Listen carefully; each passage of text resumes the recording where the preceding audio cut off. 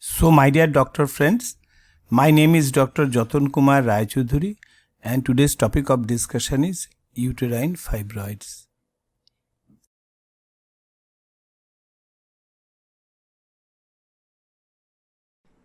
I am highly indebted to the textbook of Berek and Novak's Gynecology, Williams Gynecology, Clinical Gynecologic Endocrinology and Infertility, ACOG and RCOG journals. Laparoscopic myomectomy. Laparoscopic myomectomy needs expertise in advanced laparoscopy, including enucleation, suturing, and morcellation. Laparoscopic myomectomy is safe for a reasonable size and number of fibroids.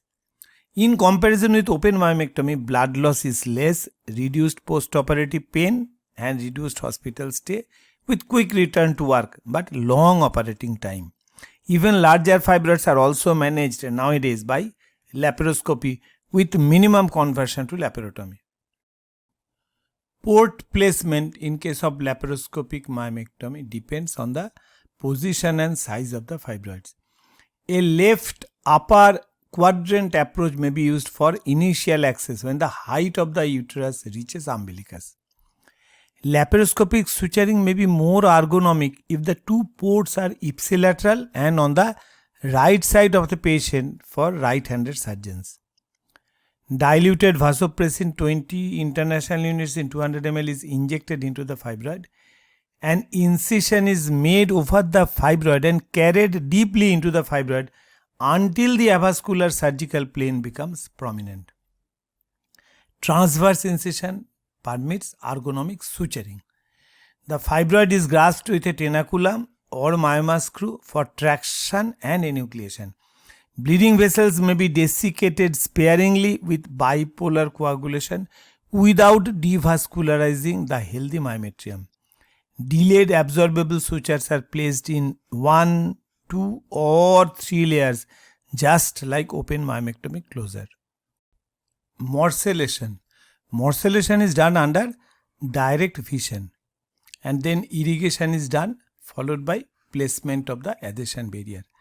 Morcellation is a surgical technique of dissecting a large tissue like fibroid into small pieces for easy removal. After laparoscopic myomectomy, morcellation may be done through the vagina, through mini laparotomy incision, or through electromechanical morcellator through the laparoscopic port, preferably in a bag. Morcellation is avoided in suspected malignancy like large irregular vascular mass, often with cystic areas, and enhancement of uterine masses on MRI with gadolinium. As laparoscopic aided morcellation allows visualization of the abdominal cavity, so exploration and irrigation remains more effective than vaginal or mini-lap morcellation. Interseed and Sepra film may be used after laparoscopic myomectomy to reduce the adhesion formation. Adhesion is more common with posterior uterine incision. Robotic myomectomy is expensive, takes longer time and not available everywhere. Laparoscopic ultrasound guided radiofrequency thermal ablation of uterine fibroids may be an effective treatment option, but it needs further study. Hysteroscopic myomectomy. Submucous fibroids, often associated with the heavy bleeding and infertility, may be removed by hysteroscopy. Hysteroscopic myomectomy reduces heavy bleeding as well as improves fertility and ongoing pregnancy rate. Myomectomy is done by the resectoscope, whether it is a monopolar or bipolar, under direct vision using a telescope and continuous flow of distension fluid. Monopolar electrode requires non-conducting distension fluids like glycine 1.5%, sorbitol 5% or 3% and mannitol 0.5%, whereas bipolar electrode can be used with saline. Cervical canal needs dilatation for hysteroscope. Misoprostol may be used. Cutting loop is passed beyond the fibroid and the cutting electrode activated and cutting done under visual control when the loop moves downwards. Fibroid is resected down to the level of myometrium, the remaining intramyometrial portion of fibroid is extruded into the cavity by the uterine contraction, allowing further resection. Care is taken to avoid excessive thermal damage. For basal and surrounding myometrium, fragments are removed by grasping forceps. G0 and G1 fibroids up to 5 cm are best for hysteroscopy. G2 fibroid needs MRI to assess the thickness of myometrium over the fibroid, as the risk of perforation is there. Sometimes a repeat resection may be required after a few weeks, as the remaining portion is expressed in the uterine cavity by uterine contraction in course of time. Hysteroscopic tissue removal systems are sophisticated newer intrauterine morcellation devices developed to manage submucous fibroids and polyp. Dilatation, hysteroscope insertion or deep myometrial resection may lead to perforation, the first sign of which is rapid loss of fluid and vision. If no injury is apparent, terminating the procedure and observation indicated, but if injury occurs with active electrode, laparoscopy should be done. Intravascular absorption of the distending media can cause pulmonary edema, hyponatremia, heart failure, cerebral edema, and death. Many authors suggest termination of the procedure when fluid deficit exceeds 1000 ml. Others suggest termination after introduction of 1500 ml of non-electrolyte or 2500 ml of an electrolyte solution. Deeper fibroid, prolonged operation time are risk factors. Electrolytes should be assessed and corrected if needed, and diuretics may be necessary. Transcervical resection of endometrium may be added with hysteroscopic myomectomy in cases where heavy bleeding is a problem and future childbearing is not desired. Hydrothermal ablation and NovaSure endometrial ablation may be done to tackle heavy bleeding and known submucous fibroids. Vaginal myomectomy may be done for pedunculated fibroid polyp. If the pedicle is thin, it is removed by twisting. But if it is thick, it may need ligation of the pedicle with suture.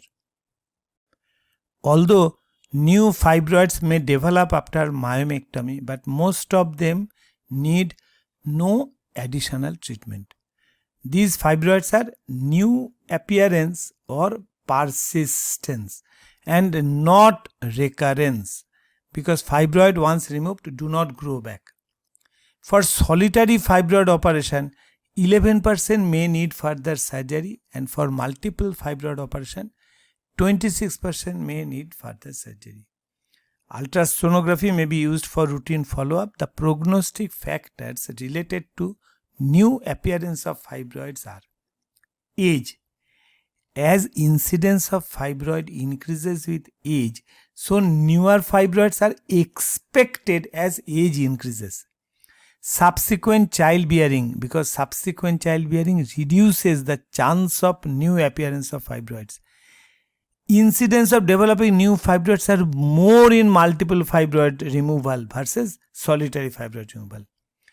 Preoperative GnRH may reduce the size and elude small fibroids during operation. And new appearance of fibroids are almost same after laparoscopic or abdominal myomectomy. Uterine artery embolization. Uterine artery embolization is an effective treatment for uterine fibroids in selected cases with symptoms requiring hysterectomy or myomectomy. Better not used in women considering future fertility because of chance of early ovarian failure and other suspected adverse fertility and pregnancy problems. Other contraindications are genital infection, genital malignancy, diminished immune status, contrast allergy, and impaired renal function. Pre-test includes cervical pap smear, cervical swab, endometrial sampling, renal function test, and coagulation profile. Fibroid and uterine volume decreased significantly and persisted up to 5 years. However, subsequent hysterectomy, myomectomy, repeat UAE or medical therapy needed in few cases. ACOG recommends uterine artery embolization to be a collaborative activity of gynecologist and interventional radiologist. Embolization of the uterine artery is done through percutaneous cannulation of the femoral artery. Gelatin sponge, polyvinyl alcohol particles or trisaccharyl gelatin microsphere injected till occlusion or slow flow. Total radiation is equivalent to 1 to 2 CT scan or equivalent to barium enemas. Tissue hypoxia produces abdominal pain, nausea, vomiting, low-grade fever, malaise and leukocytosis and may require hospital stay for 1 day. NSAIDs are given for 1 to 2 weeks, return to normal activity in 1 to 2 weeks. 10% may need readmission for severe pain and vomiting managed by fluids and NSAIDs.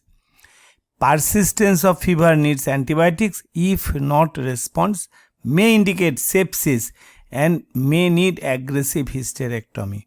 So, counseling should be done and UAE should be avoided in women who resents hysterectomy.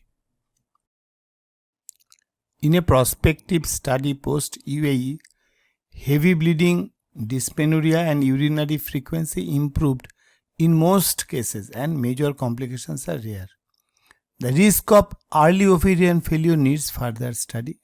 Post-procedure Doppler study of the ovarian arteries show decreased or absent ovarian perfusion, which suggests damage of the ovaries. AMH and AFC decreases at 3 and 12 months after UAE. The 12-month report shows some improvement, suggesting their recovery mostly in the younger women. Pregnancy after UAE has higher incidence of miscarriage and PPH. Because of possibility of decreased ovarian function and potential for increased pregnancy complications, women who wish to conceive should not be treated with UAE. Beside UAE, laparoscopic uterine artery ligation is an alternative form of therapy. Magnetic resonance guided focused ultrasound. Ultrasound energy focused at a specific point to create sufficient heat so that protein is denatured and cell death occurs. Concurrent MRI allows precise targeting of the tissues and monitoring of therapy.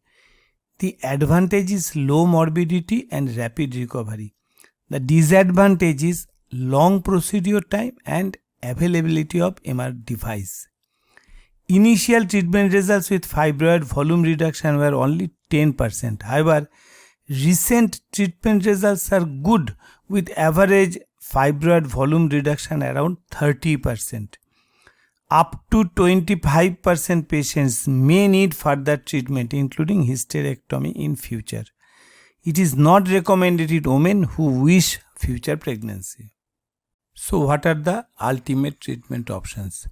Multiple treatment options are available depending on fibroid related symptoms and worry, desire to preserve fertility and patient's choice between available treatment options. In a patient with asymptomatic fibroid with desire for fertility, if no submucous fibroid present and cavity is not deformed, no treatment is required. If cavity deformed, myomectomy, be it hysteroscopic or abdominal, may be considered. Advanced laparoscopic surgeons may offer lap myomectomy. In a patient with asymptomatic fibroid with no desire for future fertility, watchful waiting may be considered. Periodic review of symptoms and pelvic examination for uterine size should be done. For large fibroids, periodic renal scan for hydronephrosis should be done.